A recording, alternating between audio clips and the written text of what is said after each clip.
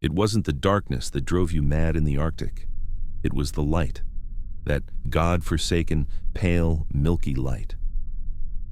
It was 3 a.m. and the sun was still hanging low on the horizon, a bruised eye refusing to close. It cast long, distorted shadows across the rust-streaked deck plates of the ironclad, stretching the silhouette of the cargo winches until they looked like skeletal fingers reaching for the bridge. I stood on the starboard wing of the bridge, my elbows resting on the freezing railing. The vibration of the ship's engine was a constant physical presence, a low-frequency hum that traveled up through the soles of my sea boots, vibrating in my shins, settling deep in the marrow of my thigh bones. You stop hearing the engine after 3 weeks at sea, but you never stop feeling it. It's the heartbeat of the ship. If it stops, we die. I pulled my sheepskin coat tighter. The wool was damp. Everything here was damp. It wasn't just wet. It was a pervasive, heavy moisture that tasted of salt and diesel oil.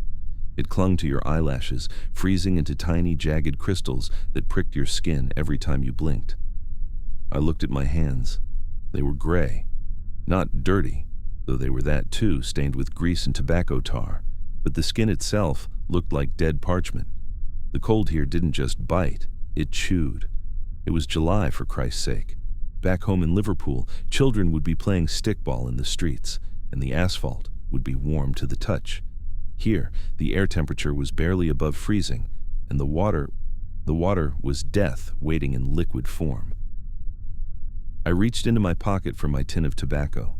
My fingers were stiff, clumsy sausages. It took me 3 tries to pry the lid open. The metal felt sticky, that strange sensation when cold steel begins to bond with warm skin. I rolled a cigarette, the paper crinkling loudly in the silence. The silence was the other thing. Despite the 33 ships in our convoy, despite the cruisers and destroyers prowling the perimeter like sheepdogs, the ocean felt vast and silent. The Barents Sea was a flat, slate-gray sheet of glass, broken only by the lazy, oily swells that lifted our bow and dropped it again with a sickening, rhythmic lurch. Scritch. The match flared. I cupped my hands desperately, sheltering the tiny flame from the wind. The sulfur smell was sharp, momentarily overpowering the stench of unwashed bodies and bunker fuel.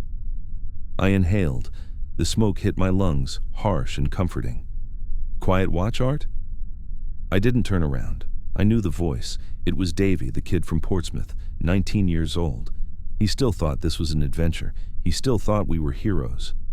"Go back inside, Davy," I said, my voice sounding like gravel grinding together. "You'll freeze your tits off out here." "Can't sleep," Davy said, stepping up beside me. I could hear the chattering of his teeth. "It's the light. It feels like the world is watching us." He wasn't wrong. The world was watching. Or at least, the Germans were. I looked out at the formation. We were PQ-17, the biggest convoy ever sent to Russia. Tanks, planes, trucks, thousands of tons of explosives packed into our holds. We were a floating bomb. To my left, the American Liberty ship Christopher Newport plowed through the gray slush. I could see a lookout on her gun tub, a tiny speck of humanity wrapped in layers of fur scanning the sky. We were waiting. That was the worst part of the war, not the shooting. The shooting is fast, it's chaos. You don't have time to be afraid when the Oerlikon guns are hammering and the tracers are screaming. No, the terror lies in the waiting. I focused on a patch of rust on the railing. I scraped at it with my fingernail. Flakes of orange oxide came away, revealing the pitted steel beneath. I imagined a torpedo, a long, greased metal cylinder, gliding silently through the black water beneath us. I imagined the impact. The ironclad carried aviation fuel in the forward hold. If a torpedo hit us there, we wouldn't even hear the explosion. We'd just be vapor. "Is it true what the spark said?" Davy asked, his voice barely a whisper. "About the Tirpitz?" I flicked my cigarette butt over the side. I watched it tumble, a tiny orange spark against the vast, indifferent gray, until it hit the water and vanished. "Don't listen to the radio operator, Davy. He hears ghosts in the static." But I knew. We all knew. The Tirpitz, the German battleship, the lone queen of the north. If she came out of her Norwegian fjord, she could slaughter this entire convoy in an hour. Her guns could smash us from 12 miles away. We wouldn't even see her. We would just see the horizon light up, and then we would die. I looked toward the horizon, scanning for the comforting shapes of our heavy escort. The cruisers, HMS London, HMS Norfolk, the American heavy cruisers Wichita and Tuscaloosa. They were our shield. As long as those gray giants were hull down on the horizon, the Tirpitz wouldn't dare come near. "Art," Davy said, pointing. "Look at the flags." I narrowed my eyes, squinting against the glare of the midnight sun. Ahead of us, on the lead destroyer, signal lamps were flashing frantically. Morse code, short, sharp bursts of light, dot, dash, dash, dot. I tried to read it, but it was too fast. But then I saw the movement, the cruisers, the massive shapes of the heavy escort were turning. They were increasing speed. Their bow waves grew into white foaming walls as they heeled over, their sterns digging into the water. But they weren't turning toward the enemy. They weren't forming a battle line to protect us. They were turning west, away from us, back toward home. My stomach dropped. It felt as if the deck had suddenly vanished from beneath my feet. I gripped the freezing railing so hard my knuckles turned white. "What are they doing?" Davy asked, his voice rising in panic. "Art, where are they going?" I didn't answer. I couldn't. My throat was constricted, dry as ash. I watched as the destroyers, the little ones, the ones that were supposed to stick by us until the end, began to follow the cruisers. They were peeling away. The radio room door burst open behind us. The captain stepped out onto the bridge wing. He was a hard man, a Scotsman made of gristle and whiskey, but in the pale Arctic light, his face looked gray. He held a piece of yellow paper in his hand. The paper trembled, just a micro-tremble, like a leaf in a subtle draft. He looked at me. He didn't look like a captain in that moment. He looked like a man who had just been told the time and date of his own execution. "The Admiralty," the captain said. His voice was flat, devoid of intonation. "First Sea Lord Dudley Pound." He held out the paper. I didn't want to take it. I knew that touching that paper would seal our fate. But I took it. The paper felt thin, fragile. The typed letters were stark and black. "Convoy is to scatter." I read it again. The words made no sense. A convoy is strength. A convoy is survival. A wolf pack attacks a straggler. It fears the herd. To scatter was to commit suicide. Every ship to proceed to Russian ports independently. "Independently," I whispered. The word tasted like bile. "They're leaving us," Davy said. He sounded like a child. "They're actually leaving us." I looked back at the ocean. The geometry of the convoy was already breaking. It was a slow-motion disintegration. Ships were turning hard to port, hard to starboard, their wakes crossing and tangling. The discipline was gone. The herd was breaking apart in a panic. And there, on the horizon, the gray shapes of the Royal Navy, our protectors, the men we bought drinks for in Reykjavik, the men who swore to shield us, were fading into the mist. They were running. They thought the Tirpitz was coming, and they were saving themselves. I looked at the water again. It looked different now. 5 minutes ago it was just cold. Now it looked predatory. The Atlantic is an ocean, but the Arctic is a creature. It waits. It has infinite patience. I could feel the temperature dropping, or maybe it was just the blood draining from my skin. The silence of the radio was deafening now. No more orders, no more coordination, just us. "Chief," the captain said. He was lighting his pipe, but the match wouldn't take. His hands were shaking too badly. He gave up and stared at the bowl of the pipe. "Tell the men to break out the extra life jackets, and tell the cook to make a hot meal. Everything we have. Steaks, eggs. If we're going into the water, we go in with full bellies."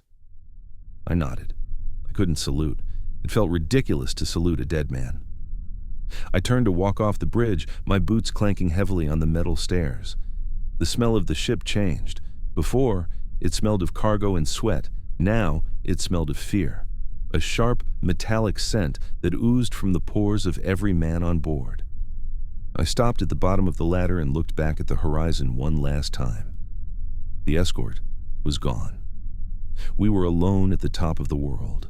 A single Heinkel bomber appeared in the distance, a black fly buzzing against the white sky. It circled once, high and lazy, marking us. It didn't drop a bomb. It didn't need to. It was just counting. I went below decks. The air was thick and warm, smelling of cabbage and wet wool. I saw the faces of the crew. They were looking at me, waiting for reassurance, waiting for the lie. "We're scattering," I said. I tried to make my voice sound like steel, but it sounded like wet cardboard. "Every ship for herself. Get your gear ready. Keep your boots on." I went to my bunk. I sat on the edge of the mattress. It was a thin mattress, smelling of mildew. I reached under the pillow and pulled out the photo of my wife, Sarah. I looked at her face. I tried to remember the smell of her hair, the lavender soap she used, but I couldn't. All I could smell was the diesel. All I could feel was the vibration of the screw, pushing us closer and closer to the ice. I put the photo in a waterproof oilskin pouch and hung it around my neck, tucking it under my sweater, against my skin. It was cold against my chest. Then I sat there, in the dim light of the cabin, and listened. I listened to the creaking of the hull. I listened to the ocean pressing against the steel plates. Only half an inch of steel separated me from that freezing black eternity. I closed my eyes.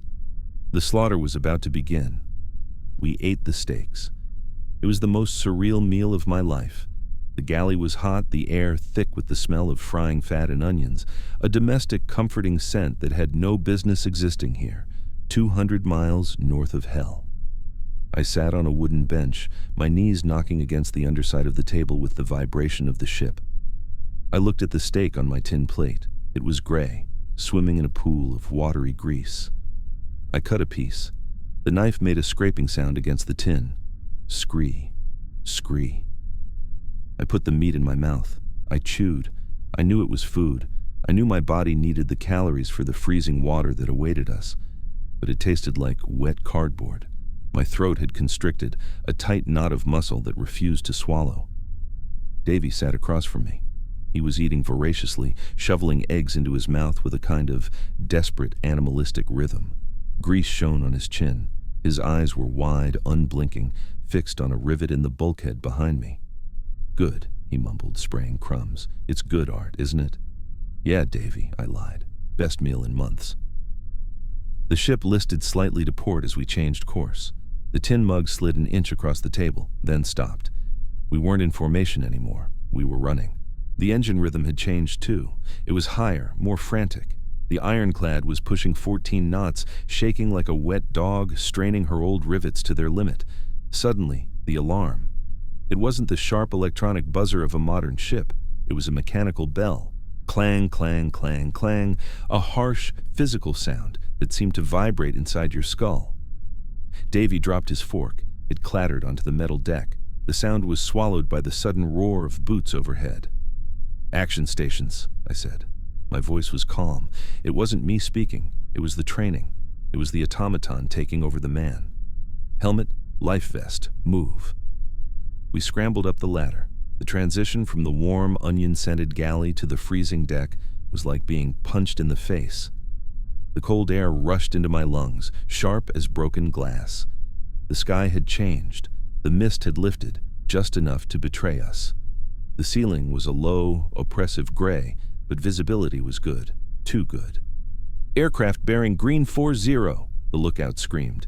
His voice cracked, high and thin against the wind. I grabbed the railing and looked. They were beautiful, in a sick, terrifying way.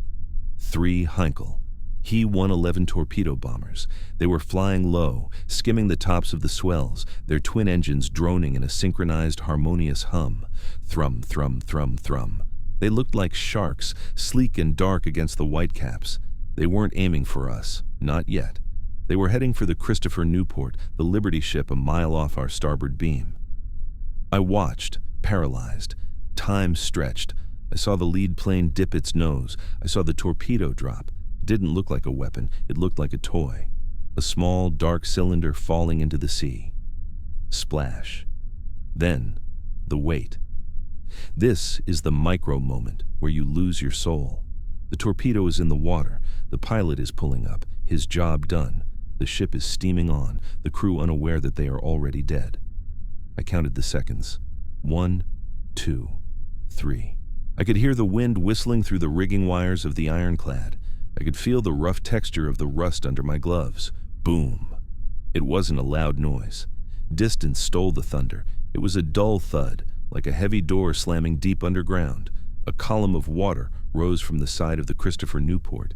It rose slowly, gracefully, a geyser of dirty white foam and black oil. It hung in the air for a moment, suspended, before collapsing back onto the deck. "They hit her amidships," Davy whispered. He was standing beside me, gripping his Oerlikon gun, but he wasn't firing. They were out of range. Right in the engine room, we watched the Newport die. It didn't take long. She lost momentum immediately, the white wake at her stern fading. She began to settle. I saw tiny figures jumping from the rails, ants, just ants, falling into a bucket of ice water. Then the Heinkels turned. They banked lazily, their wings catching the pale Arctic sun. They were coming around. They were looking for the next target. "Helm hard to starboard!" the captain roared from the bridge above. "Present the stern!" The ironclad groaned. The steering gear whined, a high-pitched metallic scream of protest. We began to turn, but we were heavy. We were laden with tanks and fuel. We turned with the grace of a brick. "Here they come," I said. I pulled my helmet strap tight. The leather bit into my chin. 2 planes, coming in from the port bow. They were splitting up to catch us in a pincer. I ran to the 4-inch gun on the stern. The gun crew was there, faces pale, hands fumbling with the heavy brass shells. "Steady, lads!" I yelled, though I couldn't hear myself. The blood was pounding in my ears, a whoosh-whoosh sound that drowned out the wind. The first Heinkel dropped its fish. I saw the splash. It was close, too close. The white trail of the torpedo cut through the gray water like a scar. It was heading straight for our midsection. "Brace!" I screamed. I grabbed a stanchion and wrapped my arms around it, burying my face in the wool of my sleeve. I squeezed my eyes shut. I waited for the end. I thought of the tea I hadn't finished. I thought of the cracks in the ceiling of my kitchen in Liverpool. The ship shuddered. I held my breath, but the explosion didn't come. The torpedo had missed, passing feet astern of the rudder, or perhaps it had run too deep. I opened my eyes. I sucked in a breath of freezing air. We were alive. "Port side! Port side!" The second bomber. I hadn't seen him. He had come in out of the sun, or what passed for the sun in this cursed place. He was close, so close I could see the rivets on his fuselage. I could see the glass nose of the cockpit. He dropped his torpedo. This time, there was no waiting, no counting.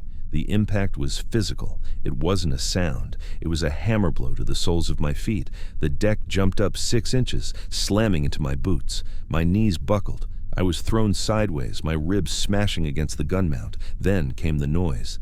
A tearing, screeching roar of tortured metal. It sounded like the ship was screaming. The explosion had hit the forward hold, the aviation fuel. A fireball, a massive angry blossom of orange and black, erupted from the foredeck. The heat hit me instantly, a physical wave that singed my eyebrows and dried the moisture in my eyes. For a second, the Arctic was tropical. For a second, we were in an oven. Then, the debris started to fall. Steel plates, burning wood, pieces of cargo. They rained down on the deck with a clatter like hail. I scrambled to my feet. The ship was already listing. The deck was tilting sharply to the right. Gravity was changing. The horizon was no longer horizontal. It was a diagonal slash across my vision. "Fire in the hold!" someone screamed. "Pumps! Get the pumps!" "Forget the pumps!" I yelled back. "Look at her!" The bow of the ironclad was gone. Just gone. The sea was pouring into the forward section, a roaring cataract of green water. We were going down by the head. I looked for Davy. He was still at the Oerlikon gun. He was strapped in. He was firing at the retreating plane, the thump-thump-thump of the cannon futile against the distance. "Davy, get out!" I scrambled up the sloping deck. The metal was slick with oil and ice. I slipped, my fingernails scraping uselessly against the steel. I crawled on hands and knees. "I can get him, Art! I can get him!" Davy was screaming, tears streaming down his face, freezing on his cheeks.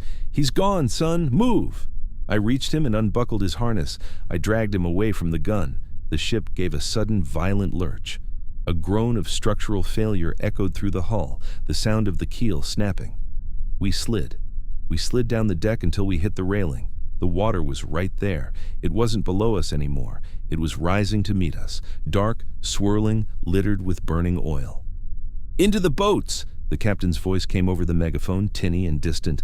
"Abandoned ship! Abandoned ship!" I looked at the lifeboat davits. Number 1 boat was smashed, a tangle of splintered wood. Number 3 was jammed, hanging vertically by one rope, useless. "We have to jump," I told Davy. He looked at the black water. He looked at the patches of burning fuel. He shook his head. "I can't. It's too cold. Art, please." I grabbed his life jacket. I pulled him close. I could smell his fear, a sour, acrid scent of sweat and urine. "If you stay here, the suction takes you down," I said, my voice low and hard. "If you jump, you have a chance. Do you hear me? You have a chance." The ironclad pitched forward. The stern rose high into the air. The propeller emerged from the water, a massive bronze blade dripping slime hanging over us like the sword of Damocles. "Now," I roared. I didn't wait for him to agree. I shoved him. He tumbled over the rail, flailing, screaming as he fell. Then I climbed over. I stood on the outer rubbing strake. I looked down. It was 20 feet to the water. I took a breath. I tried to fill my lungs with the smell of the air, the smoke, the salt, the cold, one last time before the shock. I checked the photo of Sarah against my chest. I jumped. The fall felt endless. The wind rushed past my ears. Then I hit. The cold was not cold. It was fire. It was 1,000 needles piercing every inch of my skin simultaneously. It knocked the air out of me. It stopped my heart. I went under, plunging into the black, silent world. The roar of the fire vanished. The screaming vanished. There was only the pressure, the salt in my nose, and the terrible, crushing grip of the Arctic Ocean. There is a myth that freezing water numbs you instantly. That is a lie. In the first 3 seconds, it doesn't numb. It screams. When I hit the water, the shock was total. It was a violent, convulsing seizure of the entire nervous system. My chest clamped shut. I tried to inhale, but my diaphragm was paralyzed, locked in a rigid spasm of agony. It felt as though I had been dropped naked onto a bed of razor wire. I went deep. The momentum of the fall drove me down into the dark. The roar of the fire and the wind vanished, replaced by a crushing, watery silence. The pressure built in my ears, a dull, squeezing pain. "Swim," my brain commanded, but my limbs were heavy, encased in layers of waterlogged wool and sheepskin. My sea boots, usually my anchors on a shifting deck, were now lead weights dragging me toward the bottom of the Barents Sea. I kicked. My legs felt disconnected from my body, sluggish and slow, moving through molasses. I clawed at the water. My eyes were open, stinging with the salt, seeing nothing but a swirling, murky blackness. Then, the buoyancy of the cork life vest kicked in. It grabbed me by the armpits and hauled me upward. I broke the surface, gassy spee. The air rushed into my lungs, but it wasn't clean air. It was a toxic cocktail of freezing spray, smoke, and atomized diesel. I gagged, retching violently, coughing up bile and salt water. "Help! Oh God, help!" The screams were all around me. They were high-pitched, hysterical, sounding more like seabirds than men. I wiped my eyes, but my hands were covered in sludge. I blinked, trying to clear my vision. The world had turned into a nightmare of black and orange. The sea around the ironclad was covered in a thick blanket of bunker oil, the fuel form the ship's ruptured tanks. It coated everything. It smoothed the waves into rolling, suffocating hills of black slime. And in patches, it was burning. I was floating in a graveyard. Crates, wooden hatch covers, and life jackets bobbed in the swell, and heads, black slick spheres that looked like seals bobbing in the muck, white eyes staring out from masks of oil. "Davy," I croaked. My voice was a broken whisper. The cold was already at my throat, tightening the vocal cords. "Davy!" I spun in the water. The movement was exhausting. The oil was heavy, viscous. It clung to my clothes, adding pounds to my weight. It tasted foul, sulfurous and tarry, coating my tongue, filling the gaps between my teeth. Thump, thump, thump. A sound through the water, not a propeller. The sound of detonations, the boilers. The ironclad was dying. I looked up. The ship was 100 yards away, a dark monolith blocking out the gray sky. She was vertical now. The stern was high in the air, the rudder pointing to the clouds like a tombstone. I could hear the terrible groaning rend of metal, the sound of the internal structure failing. The cargo, tanks, trucks, crates of ammunition, was tearing through the bulkheads, smashing its way down to the bow. "Art! Art!" I saw him, Davy. He was clinging to a wooden pallet about 30 feet away. He was covered in oil, his hair matted flat against his skull. He was thrashing, wasting energy, fighting the water instead of floating in it. "Hold on," I yelled. "I'm coming." I started to swim. It was the hardest physical exertion of my life. Every stroke was a battle against the cold. The water temperature was 34 degrees Fahrenheit. At that temperature, you lose dexterity in 2 minutes. You lose consciousness in 15. My fingers were already curling into claws. I couldn't straighten them. I had to use my forearms as paddles, scooping the oily water. Stroke, gasp, stroke, gasp. The cold was penetrating the layers of my clothing. It felt like icy water was being injected directly into my veins. My heart was hammering against my ribs, a frantic bird trapped in a cage. I reached the pallet. It was a flimsy thing, barely 3 feet square, used for loading cargo. It wasn't enough to hold us out of the water, but it was something to hold on to. "I can't feel my legs," Davy gibbered. His teeth were chattering so hard I thought they would shatter. Click, click, click, click. "Art, I can't feel my legs." "Grab the wood," I ordered. I grabbed his collar, the wool was slimy with oil, and hauled him closer. "Hook your arms over it. Don't let go." We hung there, 2 black statues in the freezing slush, breathing in jagged, shallow gasps. "Look," I said, "look at her." We watched the ironclad take her final bow. The stern hung there for a long moment, defiant. Then, with a sigh of escaping air that sounded like a whale surfacing, she began to slide. She didn't fall. She slipped, smoothly, quietly. The ocean simply opened up and swallowed her. The rudder dipped below the surface. The white letters of her name, Liverpool, vanished into the black. A swirl of bubbles, a patch of disturbed water, and then nothing. Just the sea. The indifferent, flat, gray sea. The ship was gone. My home for 3 years. My bunk, my tobacco tin, the picture of Sarah. All of it, spiraling down 2 miles to the bottom of the world. "She's gone," Davy whispered. He started to cry. It was a shocking sound, raw, infantile sobs that racked his body. "We're going to die here, Art. They left us." "Shut up," I snapped. I needed to be angry. Anger was heat.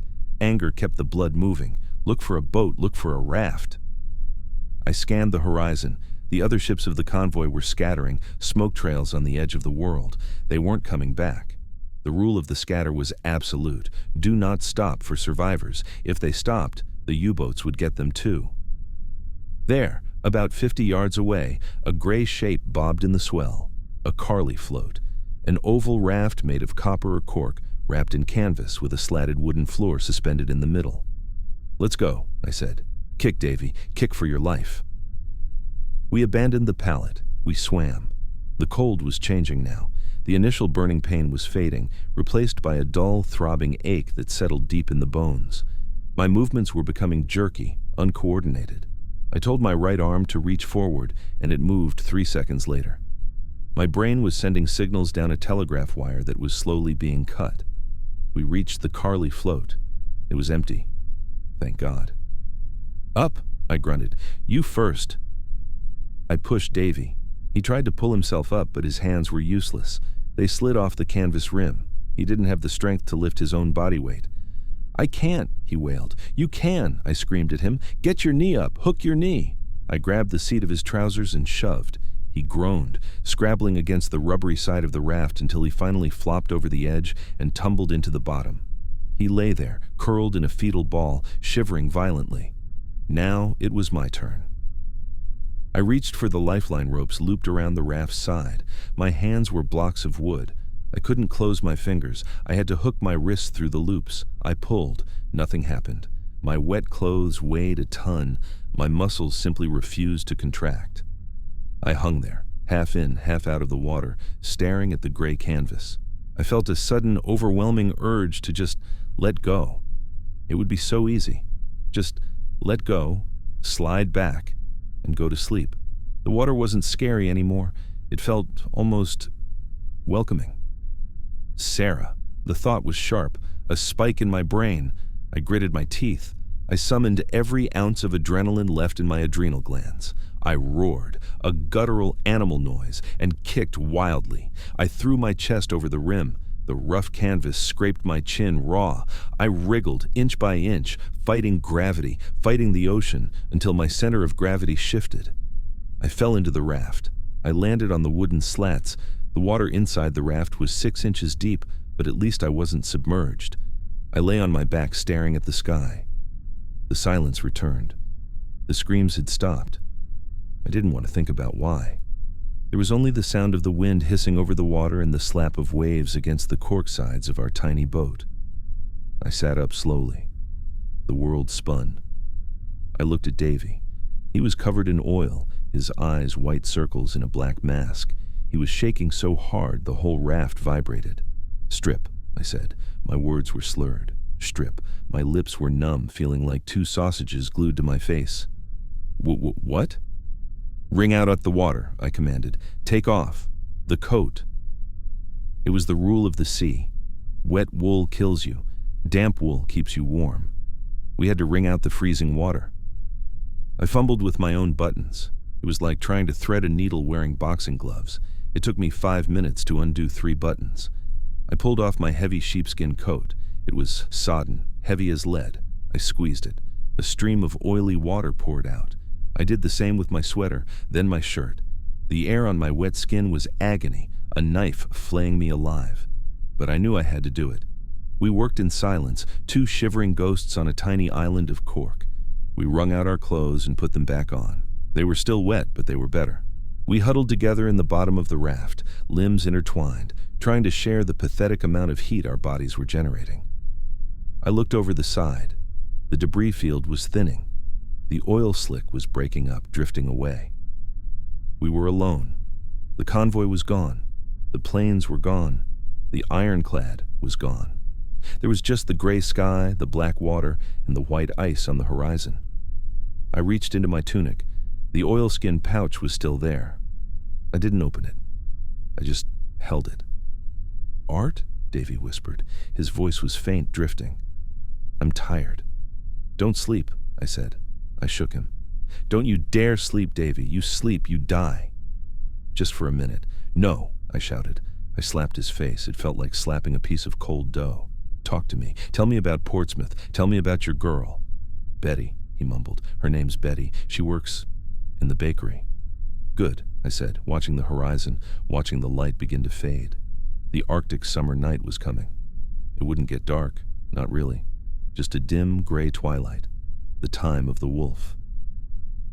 "Tell me about the bakery, Davy. Tell me about the bread." I stared at the water. A single seagull landed on the water 10 yards away. It looked at us with black bead-like eyes. It was waiting. We drifted, and the cold began to settle in for the long haul. Here is Chapter 4 of the narrative. Chapter 4.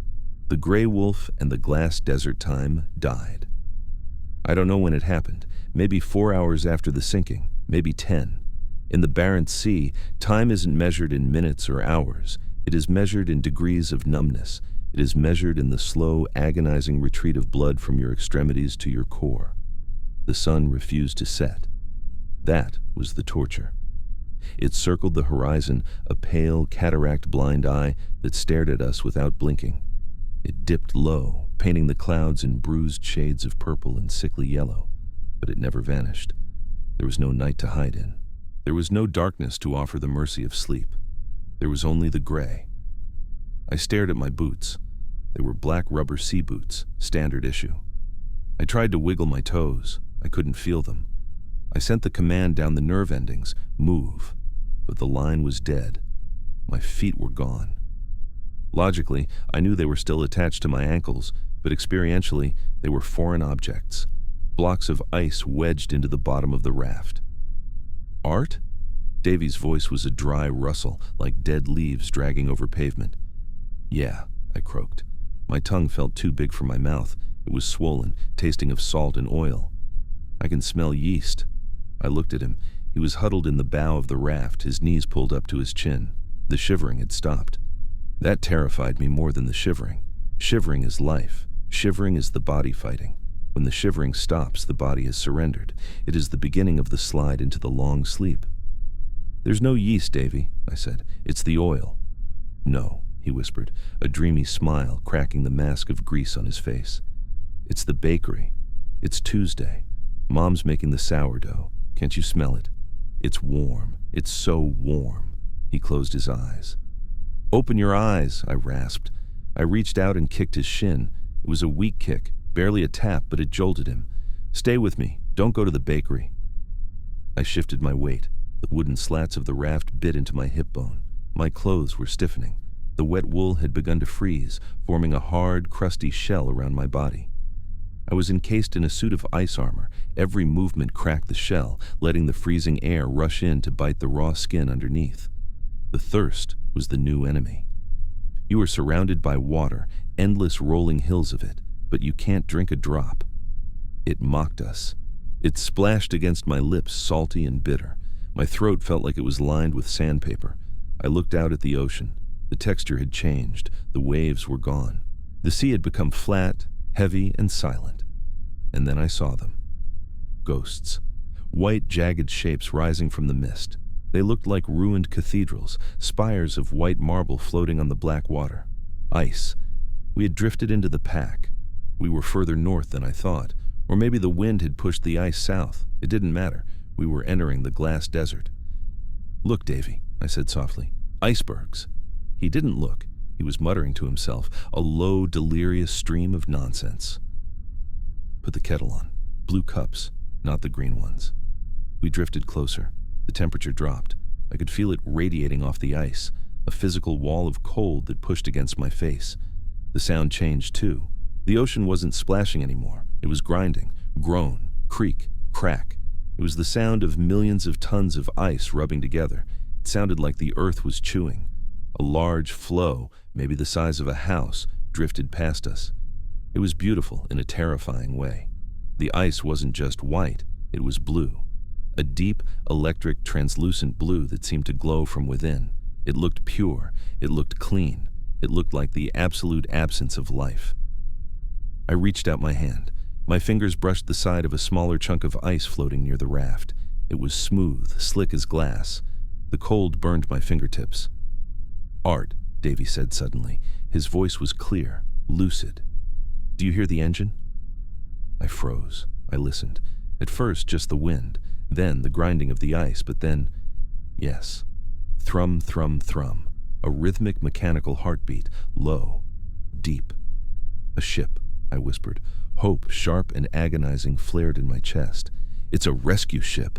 I struggled to my knees. My joints popped and cracked. I grabbed the rim of the raft and scanned the mist. "Over here!" I tried to shout, but it came out as a pathetic wheeze. "Over here!" The sound got louder. It wasn't the high-pitched whine of a destroyer's turbine. It was a guttural chug, a diesel. Then the water 50 yards to our port side began to boil. It wasn't a wave. It was a disturbance coming from below. A cauldron of white foam erupted, churning the black sludge. "It's surfacing," I said. "Davy, look, it's a sub." A submarine. One of ours. A Russian boat? It didn't matter. It was warmth. It was dry blankets. It was tea. A shape broke the surface. First the gray steel snout tearing through the water like a knife. Then the long, low deck, streaming waterfalls of brine.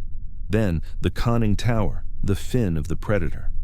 It rose up, huge and dripping, towering over our pathetic rubber donut. The water cascaded off its sides with a roar. I stared at the paint. It was gray, dark gray. And then I saw the insignia painted on the side of the conning tower, a laughing sawfish, the laughing sawfish, the emblem of the 9th Flotilla, German. The hope in my chest died instantly, replaced by a cold, heavy stone of dread. "Jerry," I whispered. The hatch on the conning tower clanged open. A man appeared. He was wearing a thick leather coat and binoculars around his neck. He had a white cap. The captain. He raised his binoculars. He looked at the horizon. He scanned the ice. Then he looked down. He looked right at me. We were barely 30 yards away. I could see the stubble on his chin. I could see the exhaustion in his eyes. He looked like me, gray-faced, tired, cold. 2 other men climbed up behind him. They went to the anti-aircraft gun on the Winter Garden platform behind the tower. They racked the slide. Clack, clack. I didn't move. I didn't raise my hands. I didn't beg. There was no point. We were enemy combatants. We were the men bringing the tanks that would kill his brothers on the Eastern Front. "Don't look at them, Davy," I said quietly. Davy was staring, his mouth open. Are they going to pick us up?" I watched the captain. He lowered his binoculars. He stared at us for a long time. 5 seconds. 10 seconds. He reached into his pocket. I flinched, expecting a pistol. He pulled out a pack of cigarettes. He lit one, sheltering the flame with his leather-gloved hand. He took a drag, exhaling a plume of blue smoke that drifted over the water toward us. I could smell the tobacco. It smelled like civilization. He said something to the man beside him. The other man laughed, a short, barking laugh. The captain looked at me one last time. His expression wasn't angry. It wasn't hateful. It was bored. He flicked his cigarette butt into the water. It landed between us and the hull. He waved his hand. A dismissive gesture. Carry on. "Ahead slow," he shouted down the hatch. I heard it. German. The diesel engines roared to life. A cloud of black exhaust erupted from the vents near the waterline. The smell washed over us, acrid, choking fumes. The propeller churned. The U-boat began to move. It slid past us, a wall of steel rivets.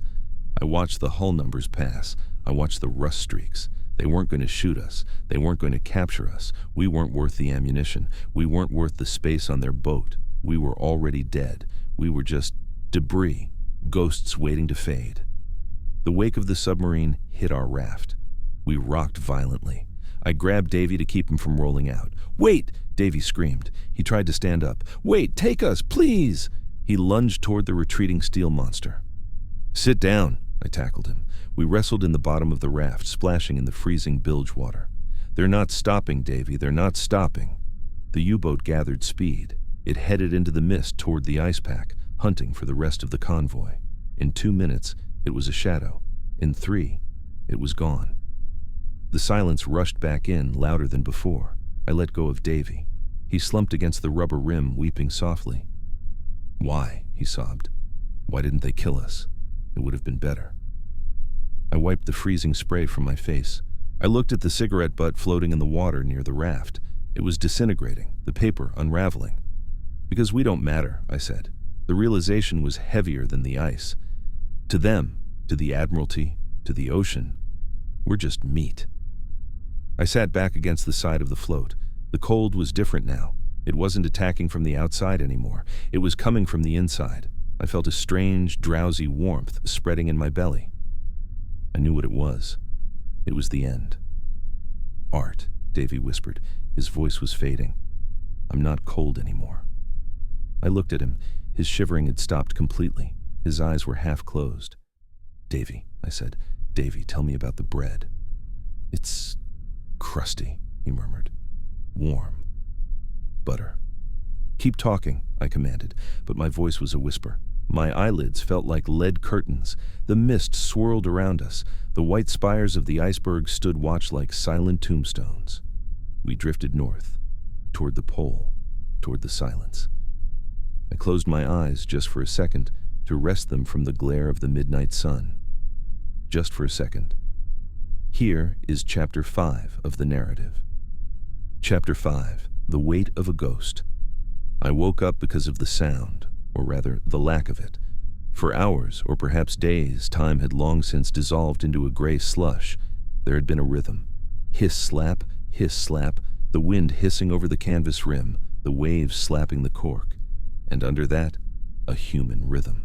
The ragged, hitching breath of Davy, in wheeze, out shudder. Now, there was only the wind. I opened my eyes. My eyelids were glued shut with frozen salt and mucus. I had to pry them open with my fingers. The skin around my eyes felt like brittle parchment. It tore. I felt a tiny trickle of blood run down my cheek, warm for a second, then instantly cold. The light hadn't changed. It was still that accursed pale twilight. The sun was a smear of white grease behind the clouds.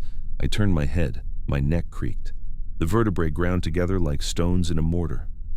Davy was sitting exactly where I had left him. He was huddled in the corner of the raft, his knees pulled to his chest, his head resting on his arms.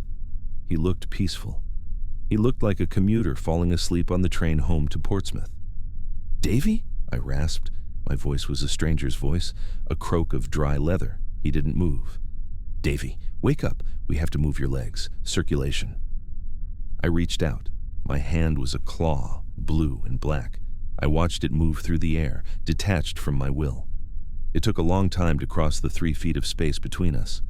I touched his shoulder. I expected the give of wool and flesh. I expected him to startle, to groan, to complain about the cold. Instead, I touched a rock. He was solid, not just stiff, rigid. The wool of his coat had frozen hard, but the body underneath was harder. I shook him. The entire raft shook with him. He moved as a single fused unit. "Davy?" I leaned closer. I saw his face. The frost had colonized him.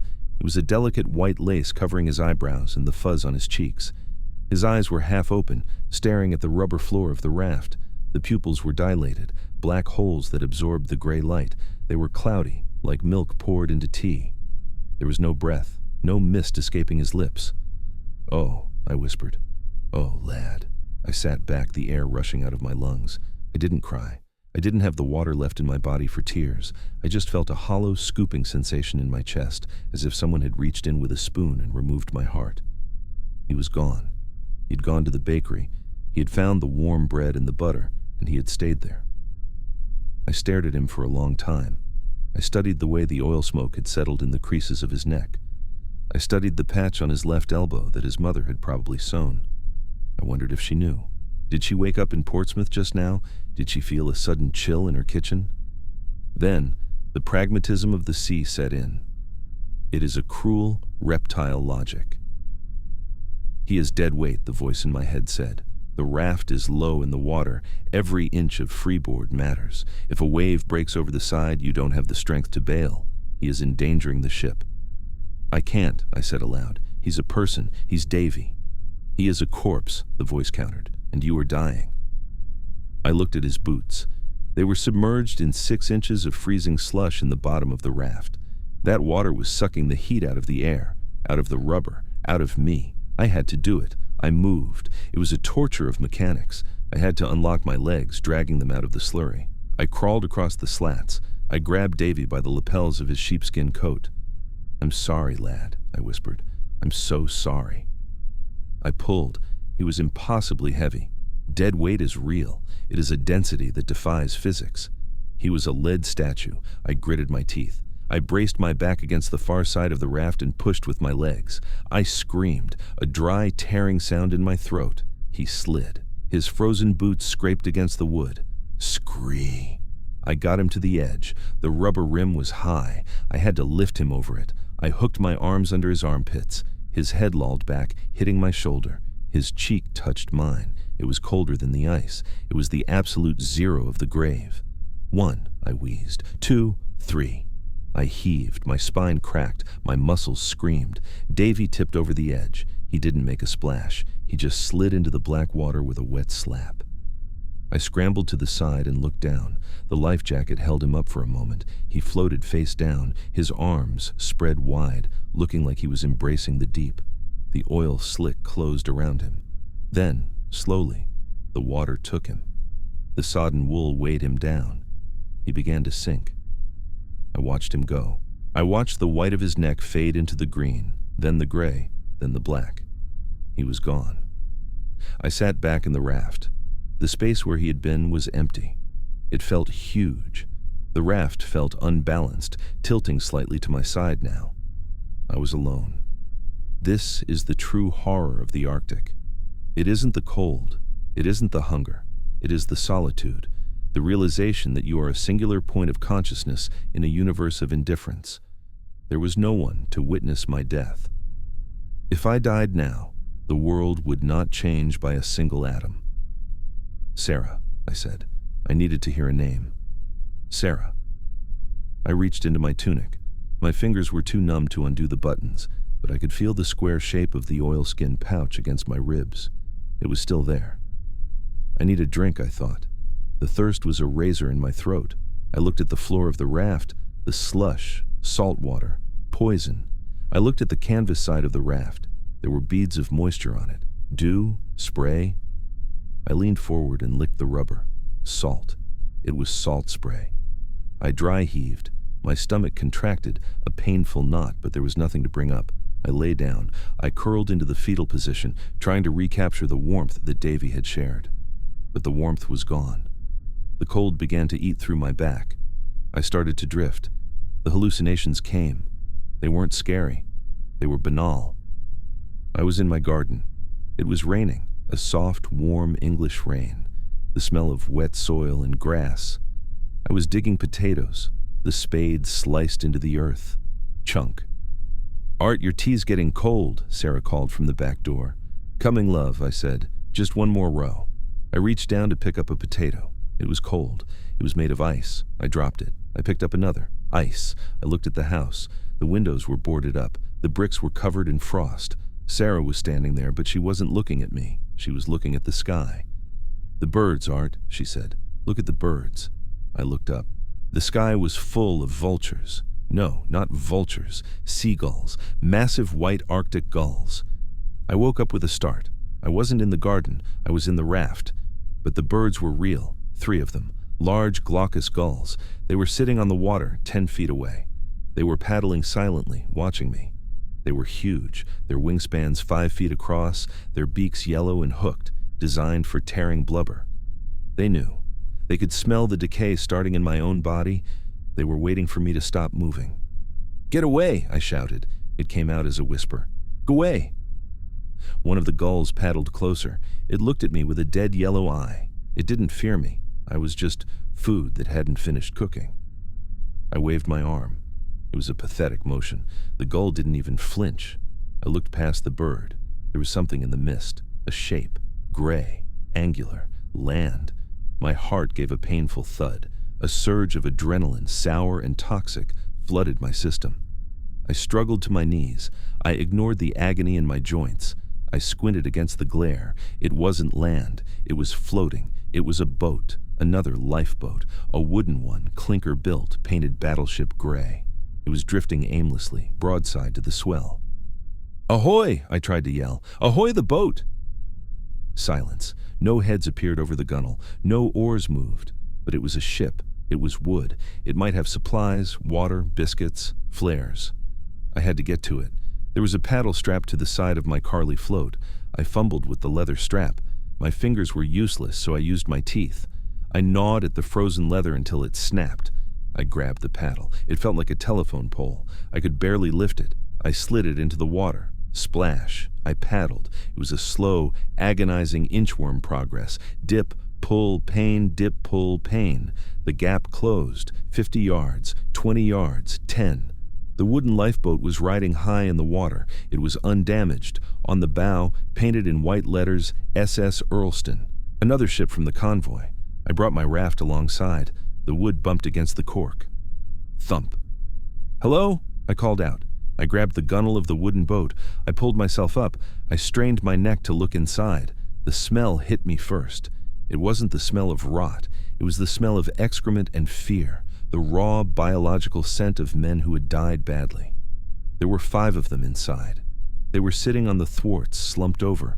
2 were huddled together in the stern, locked in a frozen embrace. 1 was lying face down in the bilge water. They were all dead, frozen stiff. Their faces were masks of blue and white wax. Their eyes were open, staring at nothing. The frost had settled on their clothes, turning them into ice sculptures. I stared at the man nearest to me. He was wearing a Merchant Navy officer's cap. His hands were clasped in his lap. He looked like he was waiting for a bus. I felt a scream building in my throat, but it died before it reached my lips. I didn't have the energy for horror. Horror requires life. I was halfway to being one of them. "Supplies," the reptile brain whispered. "Ignore the meat. Find the tin." I dragged my body over the gunwale. I tumbled into the wooden boat, landing on top of the legs of the officer. He didn't move. His legs were as hard as iron pipes. I pushed myself off him. I crawled to the bow locker. Please, please let it be there. I fumbled with the latch. It was frozen. I smashed it with the handle of the paddle. It popped open. I looked inside. A red tin, biscuits, a metal canister, water. I grabbed the water canister. It was heavy. Liquid sloshed inside. I unscrewed the cap. My hands were shaking so violently I almost dropped it. I lifted it to my lips. The water was freezing, metallic, and tasted of rust, but it was the sweetest thing I had ever tasted in my life. I drank. I let it run down my chin, soaking my frozen beard. I drank until my stomach cramped. I lowered the canister. I breathed. I looked around the boat at my silent companions, the 5 dead men of the SS Earlston. "Thanks, mates," I whispered to them. "Thanks." I cracked open the biscuit tin, dry, hardtack crackers. I shoved one into my mouth. It was like chewing cement, but I gnawed at it, desperation fueling my jaw. I swallowed the paste. I felt a tiny spark of heat in my belly, a calorie, energy. I looked over the side of the boat. The mist was thinning. And there, in the distance, maybe 2 miles away, I saw it. Not a cloud, not an iceberg, a dark, jagged line against the gray sky. Rock, the coast of Novaya Zemlya. It was barren, it was desolate, it was a frozen wasteland at the end of the earth, but it was solid ground. I looked at the dead officer. I looked at the paddle. "We're going home," I told him. I grabbed the paddle. Here is Chapter 6 of the narrative. Chapter 6. The Kingdom of Stone. The land was a lie. It looked close, a dark, serrated knife edge cutting the gray sky. When I first saw it, I thought it was 2 miles away. But the Arctic air is a lens. It magnifies and distorts. It tricks the eye into believing salvation is within reach, only to stretch the distance with every stroke of the paddle. I rowed. I didn't row with strength. Strength had left me days ago. I rowed with leverage. I jammed the handle of the heavy ash sweep against my chest, leaning back, using the dead weight of my torso to pull the blade through the water. Creak, splash, pain. The sound of the oar grinding in the iron rowlock was the only thing keeping me awake. Scree-thump. It sounded like a bone snapping, over and over again. I looked at the passengers, the 5 dead men of the SS Earlston. They sat in judgment. The officer with the frozen face seemed to be watching my technique, his cloudy eyes critical. "I'm getting us there," I mumbled to him. My lips were cracked, bleeding freely now. "Don't you worry, mate. I'm getting us in." The water in the bilge sloshed around their ankles. Ice crystals had formed on their eyelashes. They rocked in unison with the swell, a macabre choir swaying to a silent hymn. 2 hours passed, maybe 4. The timeline of my life had narrowed down to the rhythm of the oar. The coast of Novaya Zemlya grew closer. It wasn't a welcoming shore. There were no sandy beaches, no palm trees. It was a rampart of black basalt and granite, rising sheer from the ocean. At the waterline, jagged rocks like rotted teeth churned the surf into a violent white foam. The sound of the breakers reached me, a low, menacing roar. Boom, hiss. I stopped rowing. I let the boat drift. I had to find a gap. If I took this wooden shell into those rocks, it would splinter in seconds and I would be ground into paste. "Where?" I whispered. I scanned the coastline. It was a monochrome wall. Then I saw it. A small inlet, barely 50 feet wide, flanked by 2 towering pillars of rock. Inside, the water looked calmer, a patch of gray shingle. I adjusted the boat's heading. The current was strong here, pulling me toward the cliffs. I had to fight, pull. The blister on my palm tore open. I felt the hot slide of fresh blood against the wood. Pull.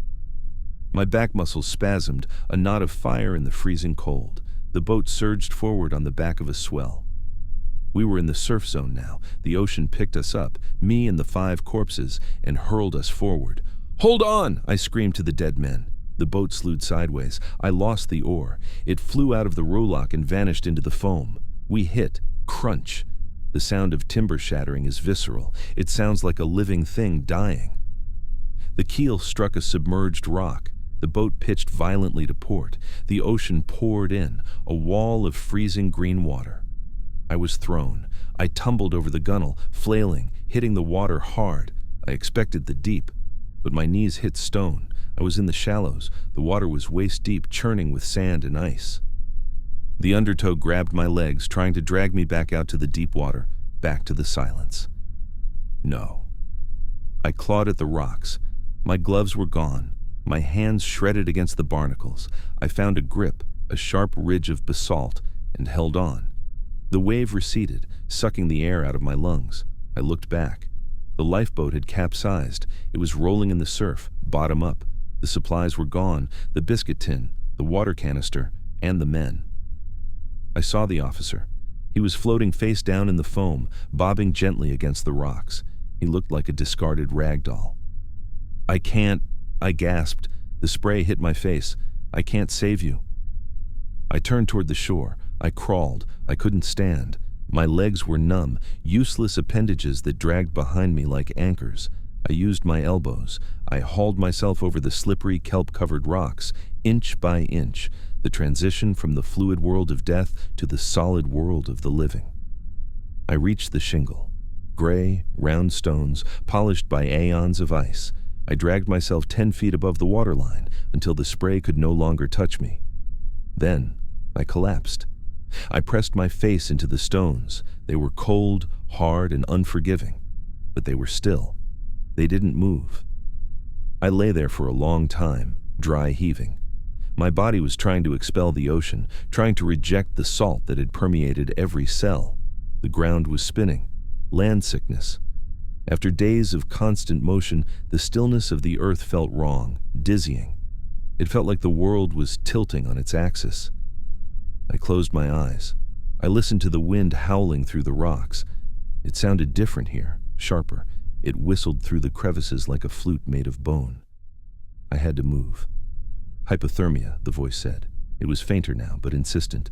You are wet. The wind is stripping your heat. You need shelter. I pushed myself up. My arms trembled so violently I almost face-planted back into the stones. I sat up. I looked at my new kingdom, Novaya Zemlya, the new land. It was a moonscape, a desolate, terrifying expanse of gray rock and patches of dirty yellow snow. There were no trees, no bushes, just patches of resilient brown moss clinging to the leeward side of the boulders. The sky was a heavy lid of iron clouds pressing down on the peaks. I checked my pockets, the oilskin pouch. I pulled it out. It was wet on the outside, but sealed. Sarah was safe. I tried to stand. I planted my feet. I commanded my knees to lock. I rose, swaying like a drunkard.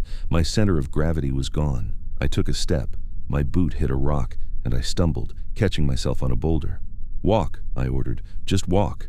I began to shamble inland, away from the sea, away from the sound of the surf that wanted to reclaim me. The silence of the land was absolute. No birds, no insects, just the wind and the crunch of my boots on the gravel. I walked for 10 minutes, maybe 20. The landscape was repetitive, a fractal nightmare of stone. Then, I smelled it.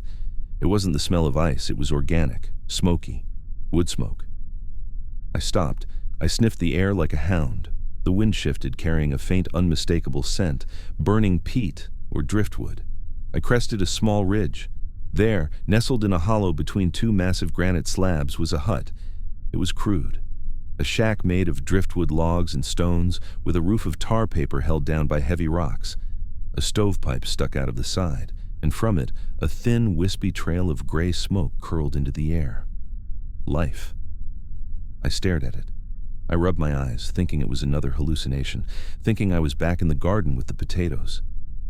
But the smoke didn't vanish. The smell was real. I stumbled down the slope. I waved my arms, but I couldn't shout. My throat was too swollen. I reached the door. It was a rough collection of planks, bleached white by the salt.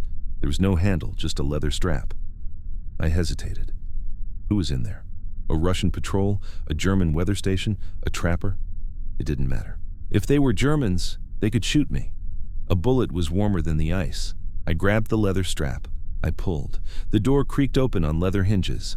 A blast of heat hit me. It smelled of unwashed bodies, tobacco, and frying fish. To me, it was the scent of heaven. I stepped inside.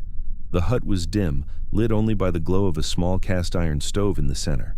The floor was dirt. There were figures, 3 men. They were sitting around the stove. They looked up as the door opened. They weren't soldiers. They were wraiths. Their faces were gaunt, bearded, eyes sunk deep into their skulls. They were wearing a mismatch of naval uniforms and civilian rags. One of them, a man with a thick red beard and a bandage wrapped around his head, stood up. He squinted at me through the gloom. He saw my uniform, the British Merchant Navy buttons. He lowered the piece of wood he was holding. A weapon? Jesus Christ, he whispered. His accent was American. Another one. My knees finally gave up. The adrenaline that had sustained me since the sinking of the ironclad evaporated. I fell forward. I didn't hit the ground. The American caught me. His arms were thin, but they were solid. He held me up. Easy, buddy, easy. He lowered me onto a pile of furs in the corner, reindeer skins. They were coarse and smelled of musk, but they were warm. Water, I croaked. Get him the cup, Smitty, the American said. A tin cup was pressed to my lips. Warm water, not hot, just warm. It flowed down my throat, soothing the razor burns. I drank, I coughed, I drank again. I looked up at them, the 3 survivors. They were looking at me with a mixture of pity and recognition. They knew. They had the same look in their eyes, the 1,000-yard stare of men who had seen the ocean eat their friends. Who? I whispered. Survivors from the Washington, the American said. She went down 3 days ago. We've been here too. He sat down beside me. He put a hand on my shoulder. His hand was warm. You're safe now, pal, he said. You made it. Safe. The word didn't make sense. I looked at the roof. I looked at the stove. I reached into my tunic. I pulled out the oilskin pouch. My fingers fumbled with the string. I had to see her. I had to tell her. I pulled out the photo. It was dry. Sarah was smiling, standing in the garden, the sun in her hair. I held the photo to my chest. I closed my eyes. And for the first time in 5 days, the darkness wasn't terrifying. It was just sleep. Wake me, I whispered, when the bread is ready. Chapter 7. The long thaw. Survival is not a triumph. That is the lie they tell you in the newsreels. They show the smiling sailor wrapped in a blanket, holding a mug of tea, giving the thumbs up. They don't show you what happens when the adrenaline fades. They don't show you the thaw. Survival is a lingering malady. It is the realization that while your body has returned to the world of the living, a part of your mind has decided to stay behind in the ice. We spent 4 days in that hut on Novaya Zemlya. I don't remember much of the conversation. Words were expensive calories. We sat around the cast iron stove, feeding it driftwood and dried moss, staring into the embers. The American, Miller, was the de facto leader.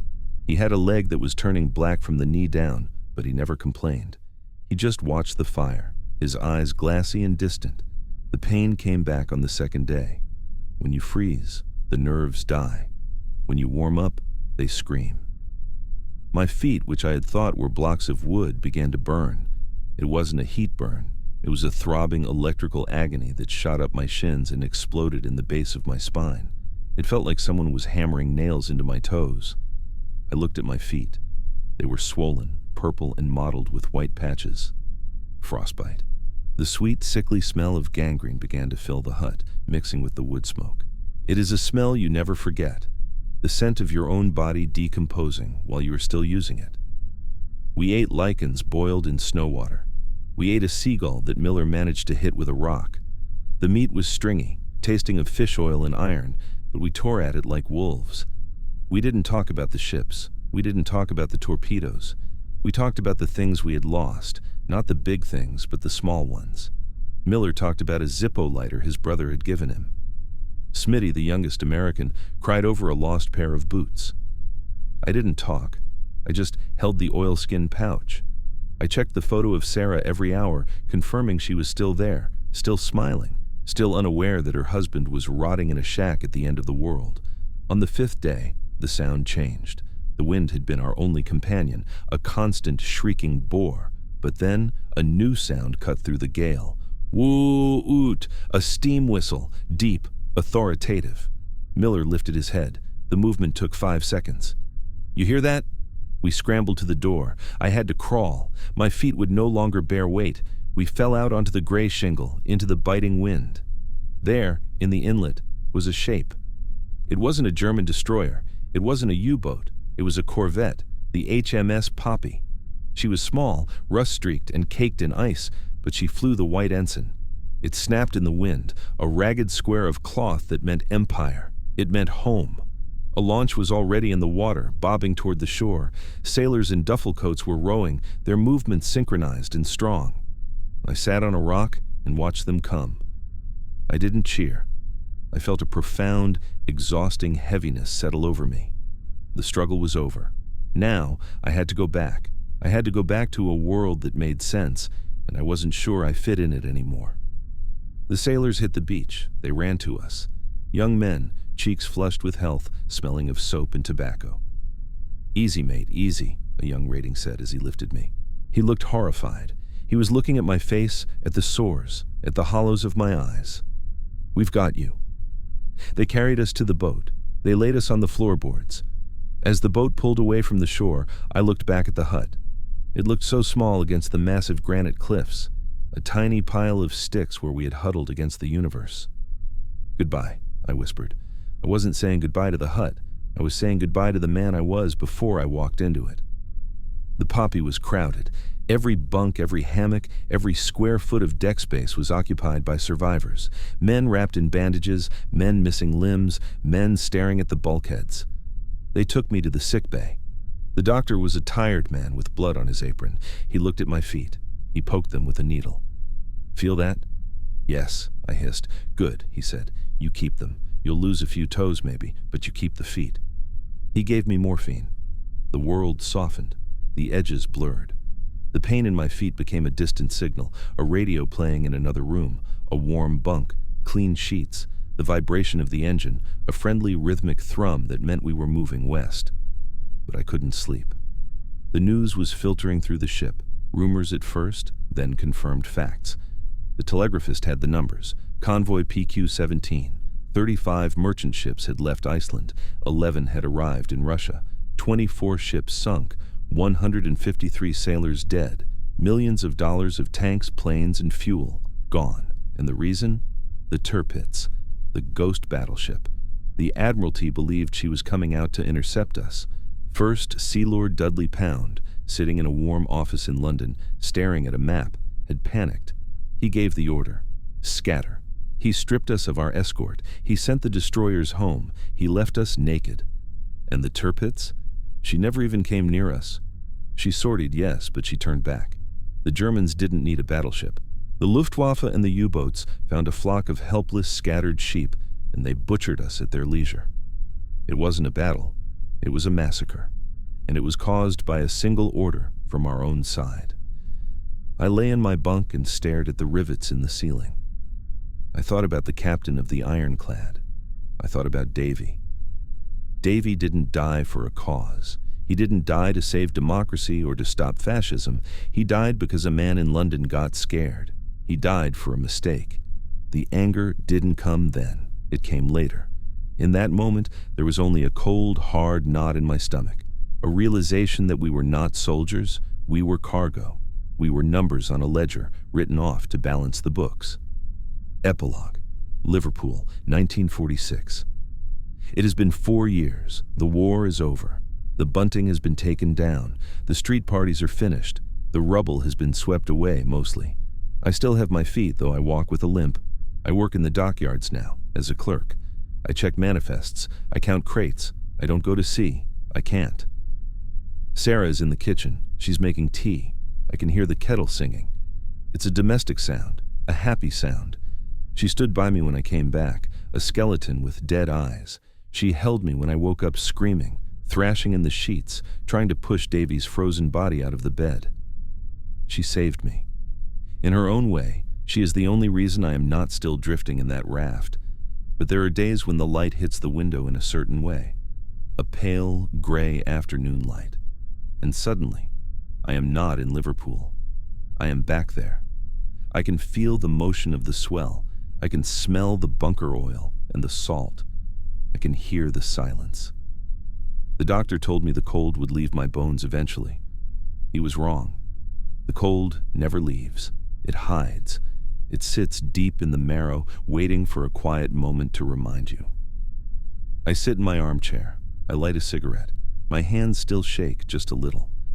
I think about the German U-boat captain, the man with the white cap, the man who looked at us, 2 dying men on a cork ring, and decided we weren't worth a bullet. He was right. We weren't. In the grand calculus of war, the individual sailor is nothing. We are a speck of dust on the ocean, We are fuel for the machine. But I remember. I remember the taste of the biscuit in the lifeboat. I remember the weight of the oar. I remember the smell of the bakery that Davy hallucinated before he died. I take the photo of Sarah out of my wallet. The oilskin pouch is long gone, but the photo remains. It is creased, water-stained, the edges worn soft. I look at it. Then I look out the window at the gray sky over the Mersey River. I'm alive. I breathe in. The air's warm, smelling of coal smoke and rain. I breathe out. And for a moment, just a micro moment, I let myself feel the gratitude, not for the victory, not for the medal in the drawer, but for the simple, impossible fact that my lungs can still fill with air. I am the sailor who came back from the ice. I am the ghost who refused to fade. "Art?" Sarah calls from the kitchen. "Tea's ready." I stub out the cigarette. "Coming, love," I say. I stand up. My bad foot aches, a sharp reminder of the price paid. I walk toward the warmth of the kitchen, but part of me, the part that belongs to the sea, stays in the chair, watching the dust motes dance in the gray light, listening for the sound of the breakers on the black rocks of Novaya Zemlya. The ocean is patient. It waits. But not today. The end final statistics, total word count, estimate, Lsviprath in 200 words across 7 chapters, narrative arc completed. From the waiting to the massacre, the survival, the ordeal on the ice, the landfall, and the post-war reflection. Themes: trauma, sensory detail, micro-moment, pacing, the cruelty of bureaucracy versus the reality of survival.